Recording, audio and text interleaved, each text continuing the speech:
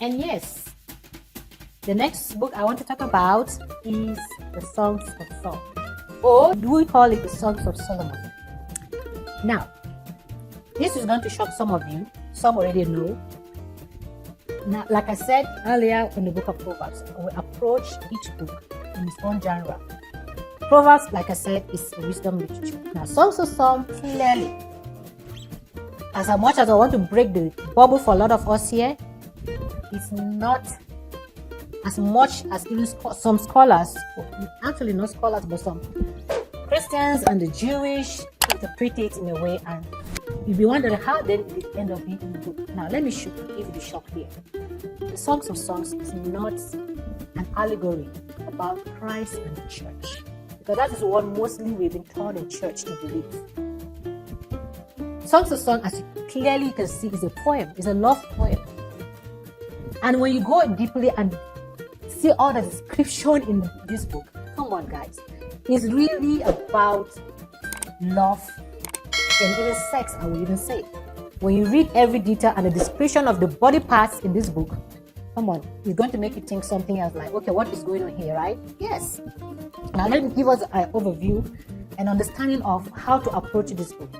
First, I will talk about how did it even end up, because like earlier, how churches interpret this book is an allegory, and how they believe, because it says the Songs of Solomon. Solomon maybe wrote it. So it's kind of when they're putting all the canon of the books, like, okay, it says to Solomon, that can give you so much credibility, right? But when you pay close attention at the end of every O in each of this chapter, you're going to realize actually maybe Solomon didn't actually write this book, and that's why later it may be changed to Songs of Songs. So we have two different titles for this book. It's kind of like the song, in fact, like how it's been seen as one of the beautiful songs, love song between two lovers. And this book is all about the beauty of an exclusive love, especially in the boundary of marriage. It's kind of giving us an idea of what it looks like, a perfect marriage before sin in the Garden of Eden. It's just giving us idea what it should look like. And this is something I wish church are actually teaching to help us give a healthier perspective of God's plan and desire for marriage. Because when you read this book, I promise you're going to see clearly how much exclusive that is between these two lovers that kind of have this phase of dating one another, the place of marriage, and then their maturity in their marriage life. It's kind of these people are so much in love with each other, they just want to talk about each other, what they feel about each other, which may be mostly, I would call it a rose love. Now, the Songs of Songs, like I said, it's not an allegory. Because why am I saying this?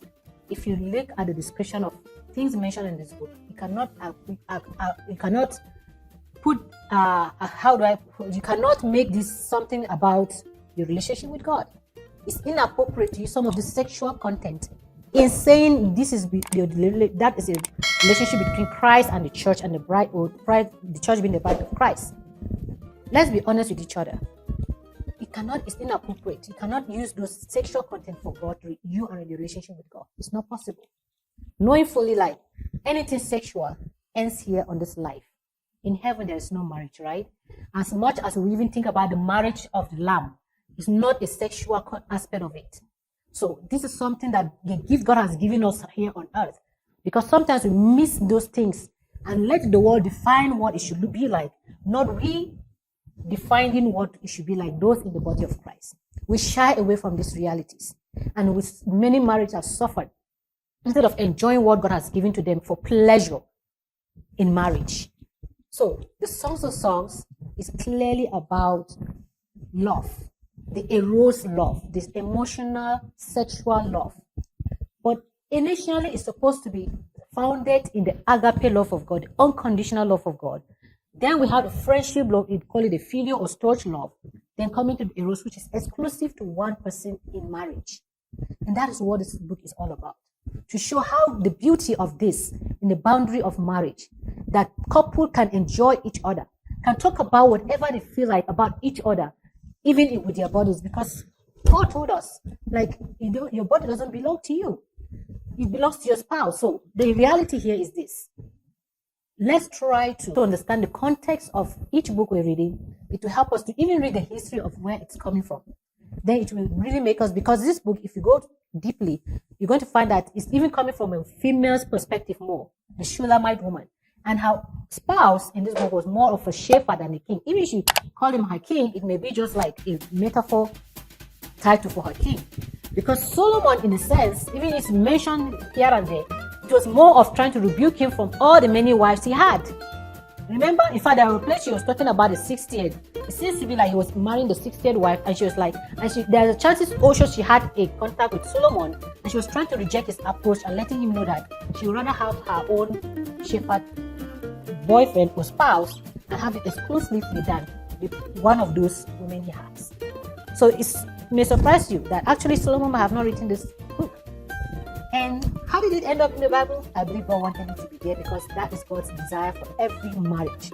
He gave us a gift of sex, He gave us a gift of intimacy in this life in a way that we enjoy marriage as long as we live together and to death do us part. And like I said, I wish the church really go in deeply to explain this more to people intending to marry or even to married couples, because it will help us appreciate what God has given us, even as a body of Christ, even before, right from the beginning of time, right from the Garden of Eden. So, did I surprise you? Yes. That is what the book of Songs of Songs is all about. It's all about love, poem, using a lot of metaphor, figure of speech. You know what? When we talk about love, we know what that means, right? We describe things in a way that we just want to impress our lover. So that's what this book is all about, nothing more. Yes, sex in itself is particular in the boundary of marriage, is as part of worship to God in a sense, but in the just a sacred thing. At the same time, sometimes we always kind of go a little bit too over spiritual about things, and we end up spiritualizing some things, and that's why we even see this book as just a picture of Christ and the church. But like I said, it can never be, because a lot of sexual content is there, it's just inappropriate for it. So next time you pick this book and read, for the couple, I will encourage you to go back and read this book, and even challenge you to maybe write poems, good poems for your wife, and express your heart to your spouse. For the singles, maybe a good thing to help you see the beauty of God's plan and purpose for marriage and the exclusiveness of it in marriage, and give you inspiration for your future. Who knows? So that is what actually the Songs of Solomon, or the Songs of Songs, which I personally would choose over being written by Solomon, Songs of Songs is all about. So that's just it. Thank you.